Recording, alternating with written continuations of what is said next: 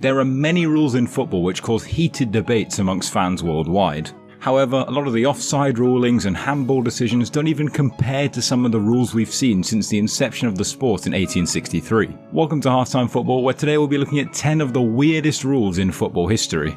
Number 10. Ball in tact.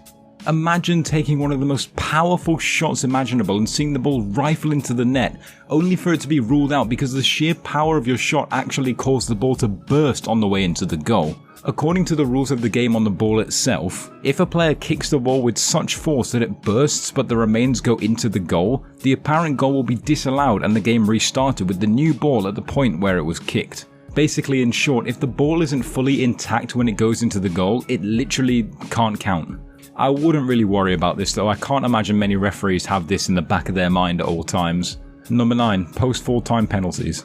Now cast your minds back to the start of last season, when Bruno Fernandes converted a 100th minute penalty for Man United to level things up at Brighton. Now there was something completely off about this penalty, and it was the fact that referee Chris Kavanagh had actually blown for full time before the penalty was even awarded. This naturally caused a lot of controversy amongst Brighton players and fans, but according to IFAB Law 7.4, if a penalty kick has to be taken or retaken, the half can be extended until the penalty kick is completed. So bizarrely, the players had to retake their positions on the pitch after VAR spotted an infringement from Neal Maupay, and Bruno was allowed to convert the penalty to save United a point. Something that would become quite the common theme that season, but anyway, I'm rambling. Number 8. No substitutes. Every single week we hear the whining of Pep Guardiola and Jurgen Klopp about permitting 5 subs in the Premier League, but this next rule makes you think that if these two were around in the 1950s, they would have retired from management after just 2 years. The first ever permission of substitutes didn't come until 90 years after the sport was created, with the 1954 World Cup qualifying tournament serving as an experimental one for subs. The English FA didn't even decide to adopt these rules until about 12 years later in 1965, where substitutes would only be allowed in case of an injury. Even then it took more or less 30 years to reach the 3 substitute rule that we all pretty much grew up with, and 25 more years to reach the 5 sub rule. Soon enough, with enough moaning from the powers that be in management, we're probably going to have a whole starting 11 being subbed on at the start of the second half. Number 7. MLS Penalties. Americans love to be special. They love to hold their own little strange, unique, patriotic values when it comes to sport, and when they realized that a soccer match could actually end in a tie game, they knew they had to change something in the Major League Soccer. The genius heads at the American Legislative Board for Football decided to implement something called a true shootout. A shootout where players would start 35 yards from the goal and they would have 5 seconds to try put it in the net. If the attacker was fouled, you'd be given a normal penalty anyway, which more or less defeated the entire purpose of their system. Nonetheless, these were scrapped in 1999 after just 3 years, and it once more made Americans the laughing stock of the rest of the world. I won't say it too loud, but these penalties actually did seem a lot more entertaining. Number 6. Goalkeepers can handle the ball in their own half. Goalkeepers nowadays are sent off for even the tiniest of hand-related infraction that's at least a hair outside the box nowadays, something that would seem ludicrous to goalkeepers between the 1870s and the 1900s. This is because between 1870 and 1912, goalkeepers could actually handle the ball anywhere within their own half as opposed to their 18-yard box, with the one distinction being that they couldn't carry the ball. Funnily enough, goalkeeper Lee Roos took advantage of this to a great degree, with the ex-Arsenal keeper actually bouncing the ball around his half to beat his opponents. Unfortunately for him, his USP was outlawed in 1912, and the rule was changed to what we know today. Number 5. Silver goal.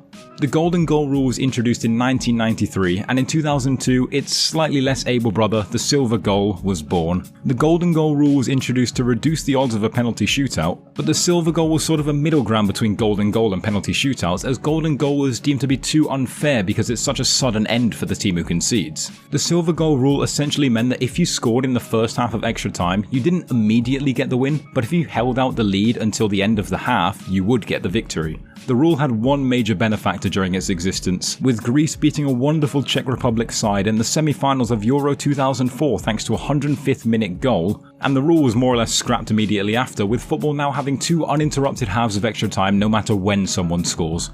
Number 4. No penalties. Imagine a world where diving in the box meant nothing. Players like Mo Salah wouldn't have a career, and Raheem Sterling would be working in McDonald's. This was actually the case until 1891, as the football lawmakers believed the English was such gentlemen to the point where they would never deliberately foul an opponent, so penalty kicks didn't exist. However, as people realised the English are animals when it comes to anything sport related, the kick of death was introduced in 1891, where if a player was fouled, a player could take a shot from anywhere across a line 12 yards from the goal. 11 years later, this was changed to the 12-yard penalty spot in the middle of the goal that we've all grown to hate. Number 3, the 10-yard advancement rule. Nowadays, footballers crowd around and scream at the referee whenever they feel like, with the only real punishment being a booking for dissent. However, the FA tried to counteract this in 2000 by introducing something called the 10-yard advancement rule, an idea stolen from rugby in which if a player committed dissent or reacted in a disrespectful manner to a free kick decision, the free kick would be moved 10 yards forward or until it reached the end of the box. This did work for a short period to reduce the amount of abuse towards referees, especially with free kicks that were between 30 and 40 yards out, but cunning players quickly found loopholes in the legislation. If a free kick was at prime distance for someone like David Beckham to shoot, a player would purposely take the 10-yard advancement punishment, moving the ball forward, which would make it harder for an accomplished free kick taker to score. More loopholes continued to be found, and FIFA scrapped the rule in 2005, which has allowed Arsenal players to have the free rein to abuse as many referees as they can ever since. Number 2, no crossbars. Do you remember Kepa's penalty in the Carabao Cup final that landed on Mars? Well, there was a time and place in football where that actually would have counted as a goal. Between 1863 and 1866, football's lawmakers didn't actually see a need for a height limitation to a goal to exist. I can only imagine what kind of madness this led to before a meeting took place in 1866 which ruled that tape would be added at a certain height to represent a height limit until crossbars were finally added in 1875. I for one would love to see a sport where players could just blast it as high as possible and it would count no matter what happens, but I suppose beggars can't be choosers.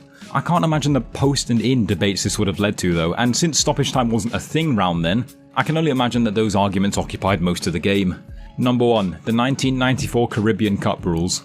Now this is the most bizarre thing I've ever seen when it comes to football. The Caribbean Cup was a tournament that existed until 2017, and its 6th ever installation was the most mental tournament one could imagine for 2 reasons. The first of these was the fact that no matter if the game was a group stage game, every single game had to have a winner, a bit like the MLS between 1996 and 1999. This means that extra time would be played if a draw did happen, but to make things even more confusing, the organisers decided that extra time goals counted as double. This led to one particularly bonkers instance in which Barbados needed to beat Grenada by 2 or more goals to qualify from the group stage in their final game.